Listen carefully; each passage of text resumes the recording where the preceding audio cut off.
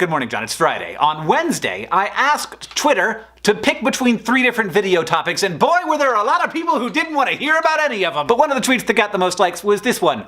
How about D? Puppies. So this video is entitled Top 10 Best Dogs Ever. And if you are unsatisfied with this content, then blame the Steffi. Or any of the 31 people who liked her tweet, including me. Let's begin! Number 1, Stubby, a dog who served the Allies in World War I. After being exposed to chemical weapons and then recovering in a hospital, Stubby became attuned to the scent of these chemical weapons and could alert soldiers before they could smell the gas coming. He was wounded twice, he served in 17 different battles, and he captured a German spy, recognizing him by his language. An act for which Stubby was promoted to sergeant, outranking his owner. Number 2, Lily, a pit bull who pulled her unconscious owner off of the railroad tracks because there was a freight train coming. The owner did not get hit by the train. Lily did. The poor puppy lost one of her legs but survived, and if you think that story is remarkable, check out number 3. First dog trying to cross a highway gets hit by a car. Second,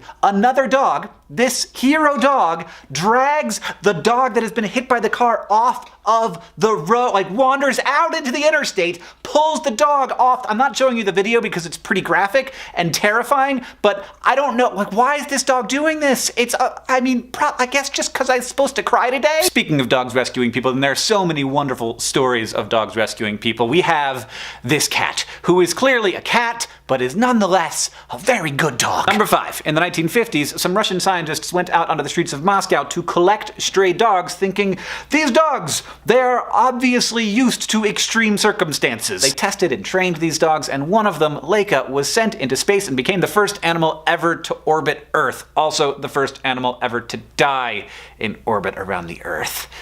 Not how we wanted that one to end. You know the first animal that went to space? It's a fruit fly. Number 6, Alvin and the Chipmunks. I know you think I'm crazy, but it's a little known fact that the actors who played Alvin and the Chipmunks in Alvin and the Chipmunks The Squeakquel, actually very small dogs. Nope. Number 7, Bummer and Lazarus, who are 2 dogs, but we're just calling them 1, sorry. These dogs didn't just survive mid-1800s San Francisco, where stray dogs outnumbered people and were killed and poisoned regularly. They became nationally famous for their companionship with each other and their ability to kill rats like crazy. Bummer and Lazarus were eventually exempted from local laws, and they showed up all the time in cartoons about San Francisco. They just sort of be there in the background. Number 8, this dog, which somebody sent me on Twitter. I asked people to send me dogs on Twitter, so I picked one. It's real cute. It's a good dog. Number 9, Tweety Bird, who is a canary. And canaries are birds, but they are named after the Canary Islands, and the Canary Islands are named after the Latin word for dog. So, by the transitive property,